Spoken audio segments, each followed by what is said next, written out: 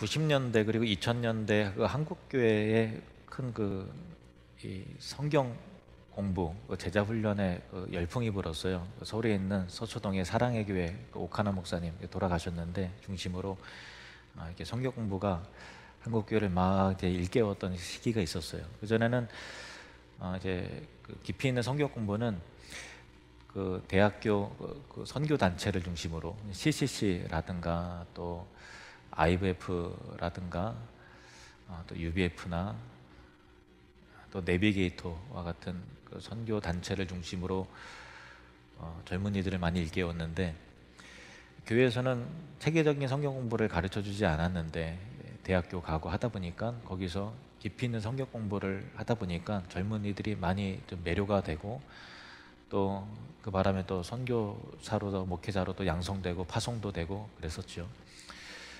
그러다가 그 성경 공부의 그 내용을 이제 교회로 가지고 와서 교회에서 체계적인 그 방식으로 성도들을 훈련시키는 교회들이 생겨나게 됐는데요. 아까 언급드린 사랑의 교회라든가 또 그 뒤를 이어서 한국교회 전역에 90년대, 2000년대에 성경 공부가 굉장히 좀 일깨워져서, 긍정적인 거는 그전에는 좀 그 복을 그냥 예수 믿고 복 받아라라고 하는 어떤 그 기복 신앙 중심의 신앙에서 좀 더 깊이 있고 수준 있는 신자로 자라나게 되는, 교회가 성숙하게 되고 또 신자들도 일깨워지게 되는 좀 그 좋은 계기가 되었습니다.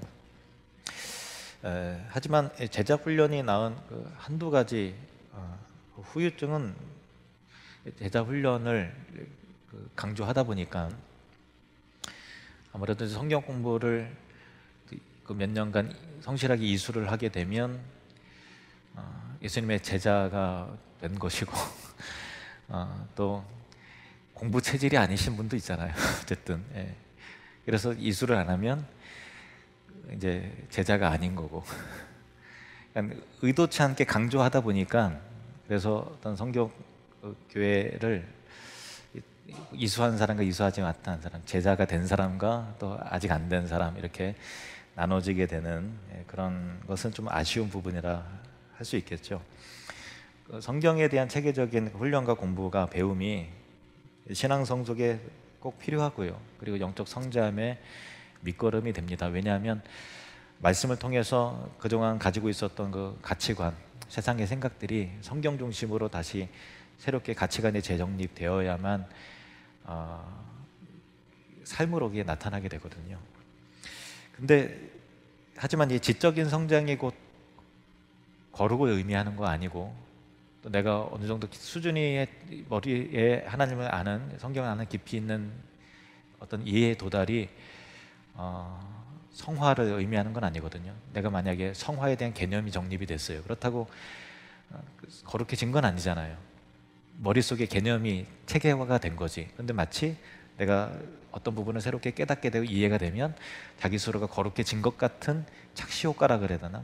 그래서 교만하게 되기도 하고 우쭐거리기도 하고, 또 나보다 덜 아는 사람을 좀 이렇게 깔보거나 그렇게 되는, 성경 공부 자체가 잘못된 건 아닌데 우리의 본성이 타락하다 보니까 머리로만 이해를 하고 삶이 변화가 되지 않는 그런 경우가 많이 일어나게 된 부분들은 아쉬운 부분이라 할 수 있는 거죠.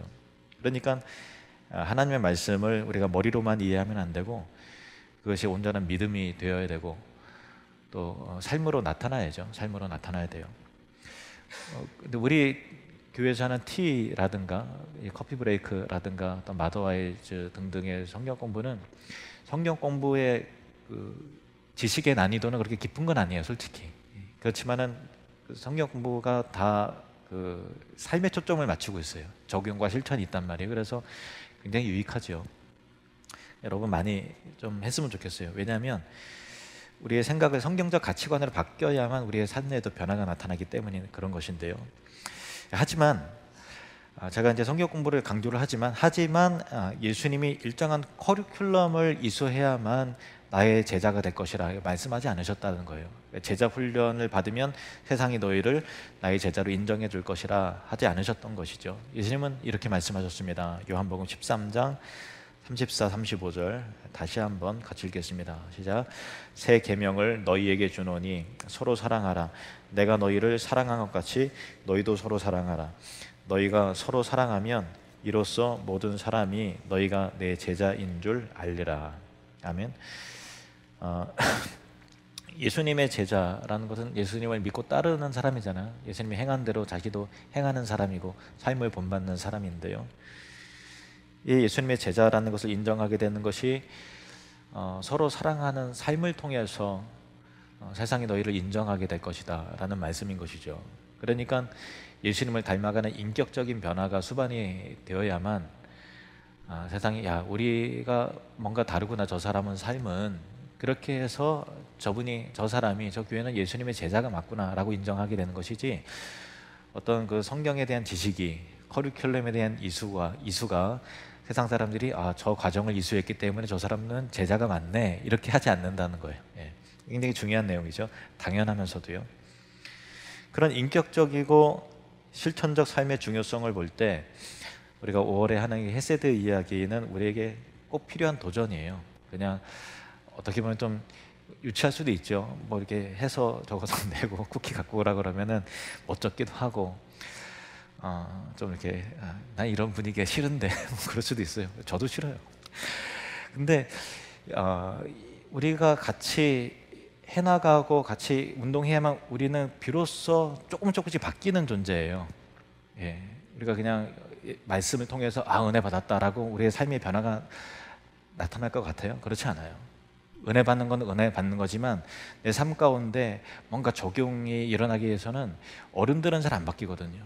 그래서 우리가 같이 조금이라도 해나가야 되는 이 헤세드 이야기는 굉장히 의미가 있어요. 헤세드 이야기 이번 주 두 번째 주제는요, 성도를 향한 헤세드입니다. 같이 한번 따라 보겠습니다. 성도를 향한 헤세드.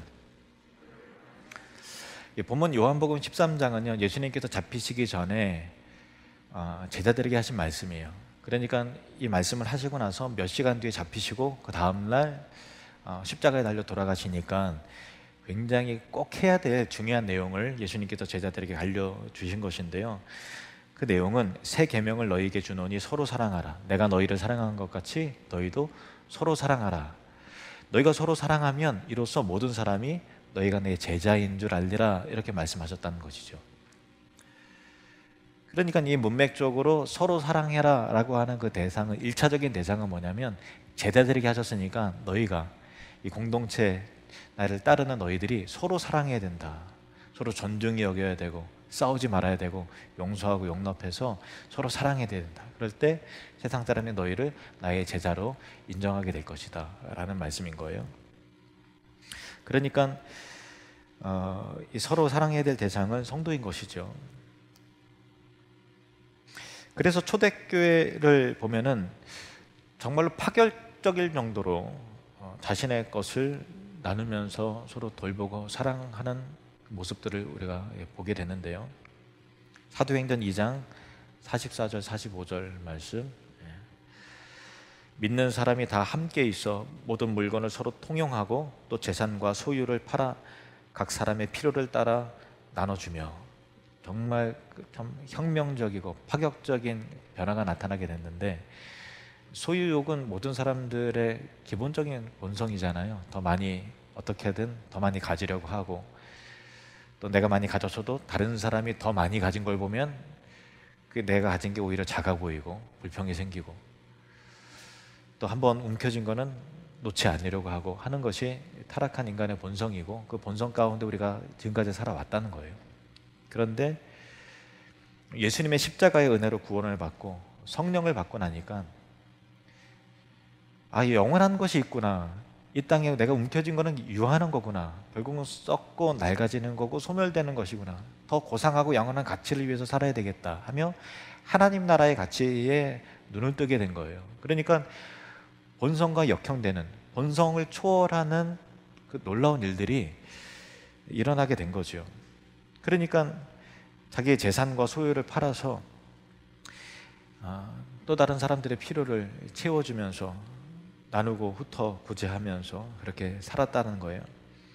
그러니까 초대교회 성도들은 그들의 지식이 곧 믿음이 되고 현실이 되고 그것이 교회 공동체 안에서의 그 삶이 된 것입니다. 이것을 뭐 오늘날 우리 현대교회 우리의 신앙의 삶에 그대로 가지고 와서 적용할 수는 없겠지만 이들의 하나님 나라의 가치를 삶으로 구현해내는 모습은 우리가 도전을 받고 또 본받아야 될 부분인 것이죠. 이들은 성도 안에서 서로가 서로를 돌봄으로 각 사람의 필요와 어려움과 여러 가지 상황에 관심과 사랑을 표현을 하고 기울였다라는 것입니다. 우리가 사도행전에 나온 이 내용을 초대교회의 모습을 우리가 목표로 하면 우리의 신앙의 수준과 현실에 좀 괴리가 있고 너무 수준이 높아서 좀 부담이 되기도 하고 낙심이 되기도 하겠지만은 그것은 이제 궁극적인 방향으로 제시를 하는 것이고요. 우리가 할 수 있고 표현할 수 있는 범위 내에서 우리가 뭐라도 실천하는 것이 중요하죠. 갈라디아서 6장 10절 말씀. 갈라디아서 6장 10절 시작. 그러므로 우리는 기회 있는 대로 모든 이에게 착한 일을 하되 더욱 믿음의 가정들에게 할지니라. 아멘. 모든 이에게 착한 일을 하게, 예를 들면 이제 그 헤세드의 실천의 삶을 살 때 더욱 누구에게 믿음의 가정들에게 더욱 그리하라. 우선순위로 삼아라. 성도 간의 헤세드를 우선순위로 삼아라.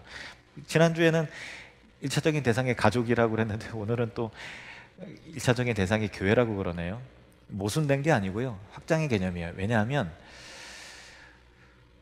최초의 공동체는 이제 그 가정이지만 예수 그리스도 안에서 신자된 자는 또 다른 가족과 같은 공동체를 이루어요. 그래서 우리가 형제요 자매요 하지 않습니까? 예수 그리스도의 피로 값주고 사신 하나님 아버지의 한 형제들이기 때문에 가족이죠. 가족, 영적인 가족이에요. 그래서 내 식구를 먼저 챙기고 또 필요가 있을 때 돌봐주고 선을 베풀고 나눠주고 격려해주고 또 옳은 길로 인도해주고 하는 것은 우선순위로 고려해야 될 부분이라는 거죠. 그래서 모든 이에게 착한 일을 하되 더욱 믿음의 가정들에게 할지니라, 이렇게 말씀을 하신 것입니다. 그래서 성도를 향한 그 헤세드의 실천 내용 가운데 우리가 지난주에 살펴본 천국에는 겨자씨 비유 있지 않습니까? 그러니까 겨자씨는 너무나 작아요. 그리고 겨자씨 하나를 가져다가 자기 밭에 갖다 심는 것이 바로 천국이라고 말씀하셨는데, 여기 참 놀라운 천국의 비밀이 있죠. 천국이라는 어떤 큰 것을, 형체를 가져와서 심는 것이 아니라 사소한 것을 믿음을 가지고 하나씩 하나씩 실천해 나갈 때 그 씨 안에 생명이 있기 때문에 결국 자라나게 돼서 나무가 되어서 그 가지에 새들이 와서 깃들일 정도로 그 생명력 있는 자라남의 은혜를 입게 된다라는 거잖아요. 그러니까 교회 안에서도 대단한 것 하자는 게 아니라 우리가 관심은 있지만 용기가 없어서, 쑥스러워서, 혹은 시간이 없어서, 혹은 사소한 것 같아서 실천하지 않은 것들을 하나씩 행동해 나가고 움직여낼 때 교회는 그 천국을 누리게 되고 또 그런 삶을 통해서 천국을 확장해 나가는 생명력 있는 공동체가 되는 것이죠. 그렇게 작은 배려와 친절과 나눔과 섬김의 일들을 해나갈 때 교회는 교회다워지게 되는 것입니다. 그래서 성도를 향한 그 헤세드의 첫 번째 적용은 교회의 성도를 향해서 친절하고 또 착한 일을 하라. 그것입니다. 친절하고 착한 일을 해라. 두 번째 적용은요, 헤세드의 마음으로 봉사하는 것입니다. 헤세드의 마음으로 봉사하라.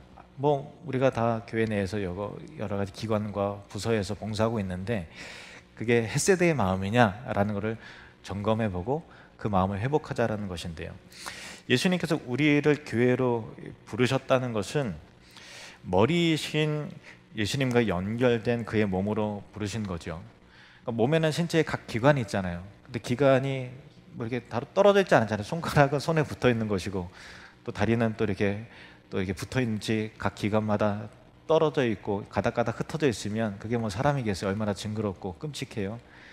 살아 있다라는 것은 신체가 각 유기적으로 연결이 되죠. 머리이신 예수님에게 몸인 교회가 다 연결이 되는데 연결된 기관이 각자의 역할이 있는 거잖아요. 그래서 도움을 항상 받아야 돼요. 내가 어디로 가려고 하면 발의 도움을 받아야죠.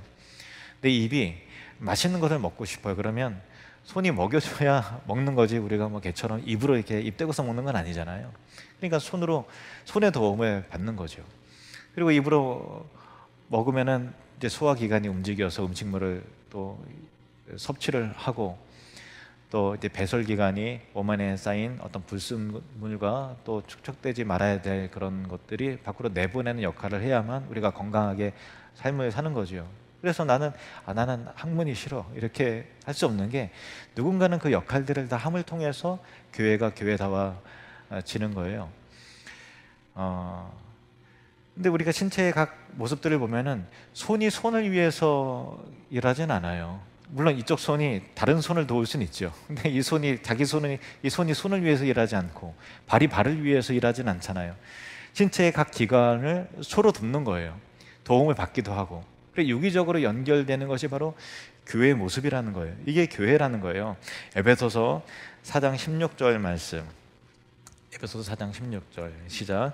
그에게서 온 몸이 각 마디를 통하여 도움을 받음으로 연결되고 결합되어 각 지체의 분량대로 역사하여 그 몸을 자라게 하며 사랑 안에서 스스로 세우느니라. 아멘. 도움을 받아요. 난 도움 없이 혼자 달하는데 없어요. 예를 들면은 목사라는 직분을 통해서 여러분 하나님의 말씀을 어쨌든 양육을 받고, 또 올 때도 여러 섬기는 성도들의 환한 미소와 함께 인사를 받는 것이고, 또 지금 식사가 중지이 되었지만은 주방 봉사 팀을 통해서 식사 후에 교제를 나누는 것이고, 누군가의 섬김을 다 받는 것 아니겠어요? 지금 우리가 예배를 드리는데, 지금 일부 예배 때 온 선생님들이 3층에서 또 이게 소 예배실에서 다 교사로 봉사하시고 여러분의 자녀를 말씀으로 양육하고 사랑으로 돌봐주기 때문에 이게 우리가 편안하게 예배에 집중해서 예배를 드릴 수 있는 것도 누군가의 섬김을 있어야만 가능한 것이지, 만약에 우리 선생님들이 오늘 무료로 파업하겠습니다 그러면 난리가 날걸요. 교회 매력이 사라질 거 아니에요. 우리 교회는 그래도 이제 왔을 때 시스템적으로 아이들 맡겨놓고 예배할 수 있는 좀 그런 게 잘 돼 있는데, 그게 없어지면 얼마나 그 애기들 엄마들이 얼마나 불편하겠어요, 그죠? 예. 그리고 또 애들 막 여기서 돌아다니고 막 울고 하면은 애들 자녀가 없는 여러분들도 당장 불편할 걸요. 예, 당장 예배의 은혜가 좀 떨어지게 될 거고. 그리고 우리가 기쁨과 영감 있는 예배를 드리도록 하기 위해서 우리 찬양팀이 토요일 저녁마다 뭐 이게 몇 시간씩 와서 예배를 드리잖아요. 토요일 저녁에 여러분 교회 와서 뭐 연습하라 그러면 매주마다 하실 수 있겠어요? 그 황금 같은 시간에. 근데 찬양팀이 그냥 토요일 날 반짝 와서 예배 드리는 게 아니라, 찬양곡이 미리 나가면 계속 그거를 하루에 5번이고 10번이고 계속 듣고 박자 맞추고 가사 외우고 또 이게 뭐 악보 외우고 연습하고 해서 토요일 날 와서 맞춰보는 거지, 그때 비로소 곡 바꿔서 연습하는 게 아니거든요. 그러니까 이 봉사라는 게 그냥 이루어지는 게 아니에요. 만약에 찬양팀이 오늘부로 파업 이렇게 되면은 우리 예배가 어떻게 되겠어요? 찬송가 272장 부르시겠습니다 하고 하면, 글쎄 지금 우리 나름 은혜는 되겠지만 우리의 어떤 교회가 갖고 있는 특징과 또 자연스러운 예배의 매력은 현저히 낮아지지 않을까요? 그러니까 우리는 다 누군가의 헌신과 그 사랑에 섬김을 다 받는 자들이라는 거예요. 화분과 하단에 물을 주고 돌보는 장로님들이, 성도님들이 계세요. 화분도 그냥 되는 게 아니라, 또 앞에 있는 꽃들이 그냥 되는 것이 아니라 우리 장로님들이 새벽기도 와서 물 주고 내가고 이게 하는 게 얼마나 힘들겠어요. 근데 그거를 다 섬기시는 거예요. 섬기니까 우리가 왔을 때 환한 분위기 속에서 예배를 드리고 감동과 은혜를 받는 것이지, 그냥 되는 게 어디 있겠습니까? 이게 다 헤세드예요. 이게 다 헤세드인 겁니다.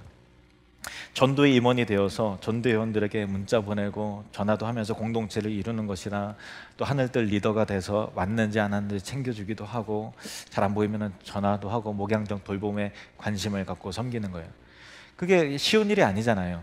내가 이게 관심과 사랑을 표현했는데 상대방이 냉담해요. 이게 카톡을 그냥 씹어버리네 그러면 얼마나 마음에 상처가 되고 이게 낙담이 되겠어요. 그러나 그런 것들을 극복해 나가면서 성숙한 먼저 믿은 그리스도인으로 그거를 다 품어 안고 해나가는 그 섬김이 우리 극복해 나가는 그런 것들이 용서하고 품고 또 배려하고 한 번 더 챙기고 상처되지만 그래 한 번 더 하고 하는 것이 다 그리스도의 마음이고 헤세드의 마음인 것이죠. 이게 다 사랑의 섬김입니다. 뭐 차량 운행 봉사나 안내나 헌금위원이나 주방 봉사나 청소나 등등 모든 것이 다 헤세드예요. 예. 그러나 이런 기관과 봉사 부서에서 어떤 포지션을 가지고 봉사와 섬김을 한다 하더라도 그 내용은 정말 다를 수 있지 않겠어요? 내가 예를 들면 내가 교사의 섬김을 한다고 할 때 그것이 다음 세대 아이들을 영적으로 세우고 돌보는 진실한 사랑을 가진 햇세대의 마음으로 그걸 섬길 수 있는 것이고, 처음은 그랬지만은 반년 지나고도 별로 재미가 없어요. 그래서 그냥 전혀 성의 없이 그냥 2년만 때우자 하고 건성으로도 할 수 있는 것 아니겠어요? 건성으로 한도 교회에서 뭐 쫓아내겠어요? 그냥 하는 거죠. 만약에 진실한 사랑의 섬김이 없이 건조한 시스템으로 움직이는 성도들의 그런 움직임이 있고 교회가 된다고 하면 그 오래 가지도 못할 뿐더러 그 교회와 성도들은 틀림없이 병들게 되겠죠. 신체도 마찬가지잖아요. 이게 다 기관이 연결이 되어 있지만 무늬만 연결이 되어 있는지 혈액순환이 되질 않아요. 혈관에 피가 원활하게 흘러지지 않아요. 뭔가 막혔어요. 그러면 팔다리는 붙어있고 겉모습은 멀쩡하지만 어느 날 픽 쓰러질 수 있는 것이고, 뭔가 이상이 생기고 문제가 생기고 심지어는 갑작스럽게 죽을 수 있게 되듯이, 그리스도의 그 섬김의 사랑이 조직과 이 시스템에 겉으로 보기에는 원활한 것 같고 뭔가 다 섬기는 것 같지만 그 안에 그리스도의 피와 그 헌신의 헤세드의 뜨거운 사랑이 흘러가지 않는다면 그 교회는 틀림없이 병들게 될 것이고 죽게 되는 것이죠. 그래서 교회 내 조직과 시스템적으로 우리가 어떤 직분과 섬김의 모습을 외형적으로는 가질 수 있지만 그 안에 그리스도를 닮은 진실한 사랑의 섬김의 모습을 품을 때 헤세드라고 하는 은혜와 긍휼과 자비와 사랑과 헌신과 봉사의 마음을 가질 때 교회는 교회다워지는 것이고, 또 우리 공동체는 생기와 활력이 있어지게 되는 것이고, 주님은 영광을 받으시고 또 섬기는 성도에게는 자라남의 기회가 되고 영적으로 그 봉사를 통해서 헌신하게 되고 교회를 더 많이 사랑하게 되고 더 큰 은혜를 누리게 되는 것입니다.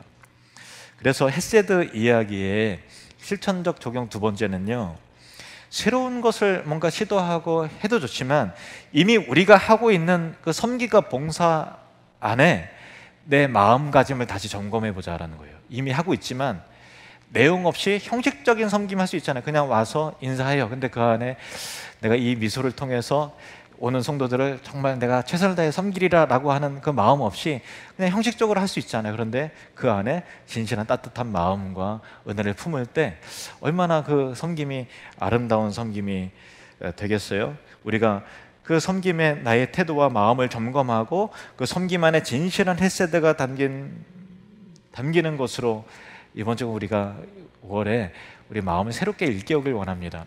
우리 교회에 시스템이 있죠. 그런데 참 딱딱하고 건조한 시스템으로 가게 하지 말자는 거예요.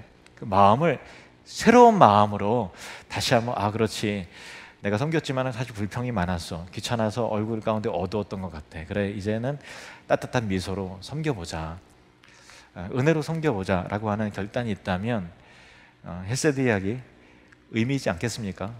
이게 교회를 살리는 것이죠. 세 번째 적용은요, 성도를 위해서 기도하는 것입니다. 성도를 위해 기도하는 것. 복음서에 보면은 예수님이 가버나움 집에 계실 때 사람들이 막 몰려들었어요.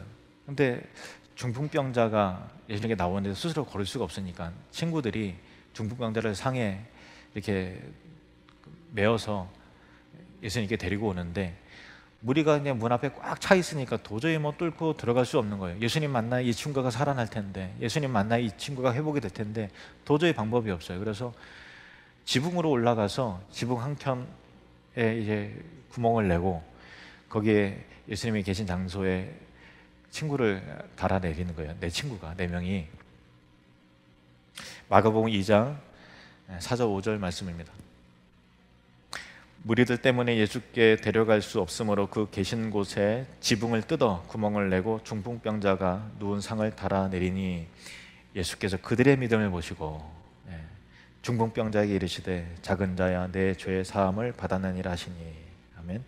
예수님이 중풍병자의 믿음을 보셨다 이렇게 말씀하시지 않고요, 그들의 믿음을 보셨다, 중풍병자를 달아내린 그들의 믿음을 보셨다라는 거예요.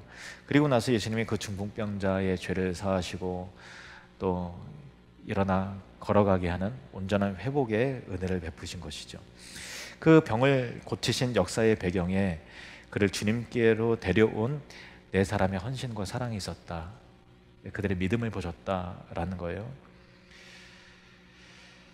이것은요, 중보 기도의 중요성을 일깨워주는 좋은 내용이에요.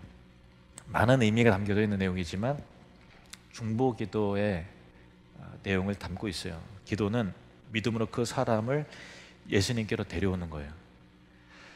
우리가 왜 기도를 해야 되는가 하면요, 그 사람의 친절과 사랑을 우리가 베풀어야죠.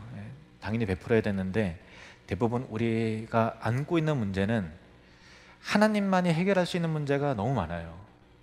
질병의 문제, 우리가 어느 병원을 소개할 수는 있겠죠. 근데 의사라고 다 고치나요? 뭐 돈으로 될 것 같으면 여기 아픈 사람이 누가 있겠어요?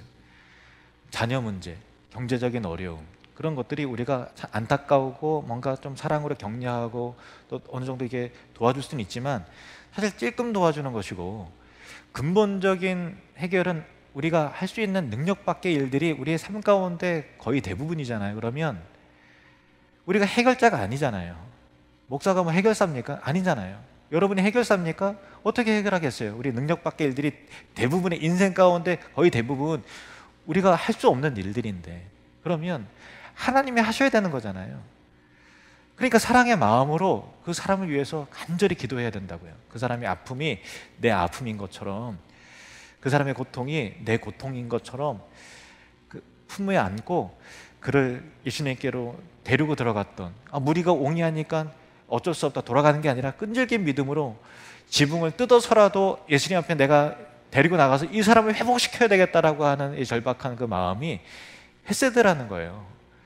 예수님께 그 사람들의 행동을 보시고 그 믿음을 보시고 중풍병자를 고쳐주셨다라고 하는 것은, 우리가 교회가 사랑의 마음을 품고 아픈 성도를 위해서 기도하고 어려운 일을 만난 사람을 위해서 기도하고 시험 든 성도들을, 다급한 성도를 위해서 기도한다는 것이 얼마나 중요한 헤세드라는 것을 우리가 일깨우게 되는 부분이죠. 이게 또 왜 큰 사랑인가 하면요, 다른 거는요 표시가 나잖아요. 누가 도와주면 이 사람이 날 챙겨주는구나, 고마워하잖아요. 근데 기도는 표시가 나요, 안 나요? 날게 할 수 있겠죠. 내가 집사님 위해서 계속 기도하고 있어요 하고 이렇게, 물론 자랑하는 의미가 아니라 격려의 측면으로는 할 수 있겠지만, 근데 우리가 뭐 떠벌리고 기도하는 건 아니잖아요.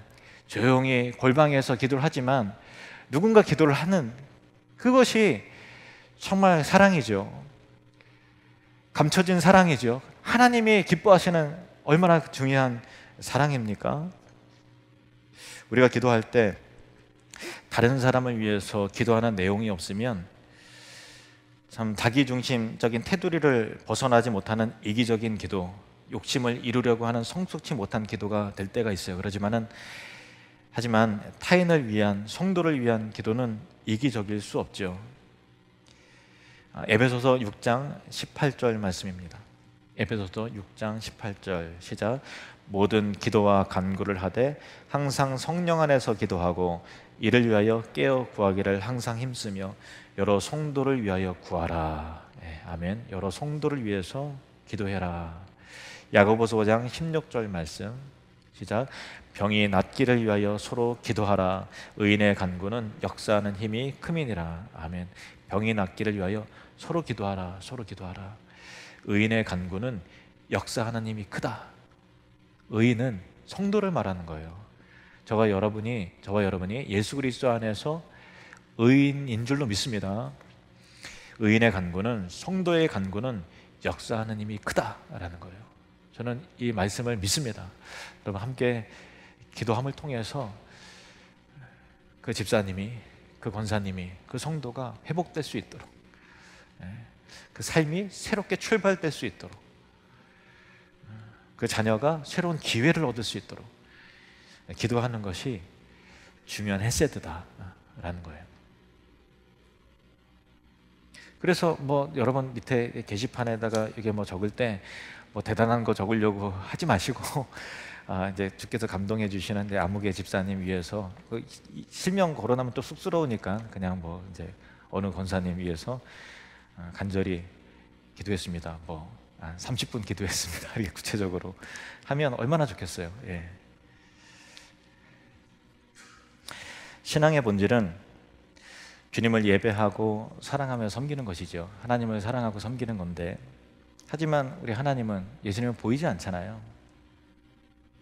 육신으로 우리와 함께 거하지 않으시는 분이시죠. 그래서 우리는 보이지 않는 하나님을 사랑하는 마음으로 예배하고 또 찬송하고 기뻐할 수 있지만, 주님을 위해서 섬긴다라는 것은 뭔가 막연하지 않습니까? 하나님을 섬긴다? 이게 보여야 뭐 어떻게 가서 뭐라도 해드리죠. 하나님이 돈이 필요하시겠어요? 물이 필요하시겠어요? 하나님의 옷이 필요하시겠어요? 하나님의 어떤 결핍이 없으신 분인데 뭐를 어떻게 섬긴다는 것인지 막연하지 않습니까? 그래서 주님은 모든 일을 주께 하듯 하라 이렇게 말씀하시는 거예요.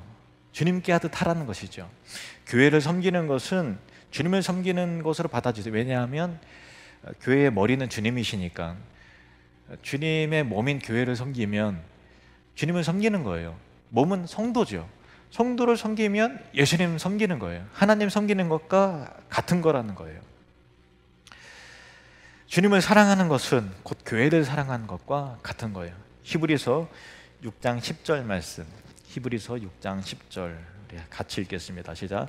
하나님은 불의하지 아니하사 너희 행위와 그의 이름을 위하여 나타낸 사랑으로 이미 성도를 섬긴 것과 이제도 섬기고 있는 것을 잊어버리지 아니하시느니라. 아멘.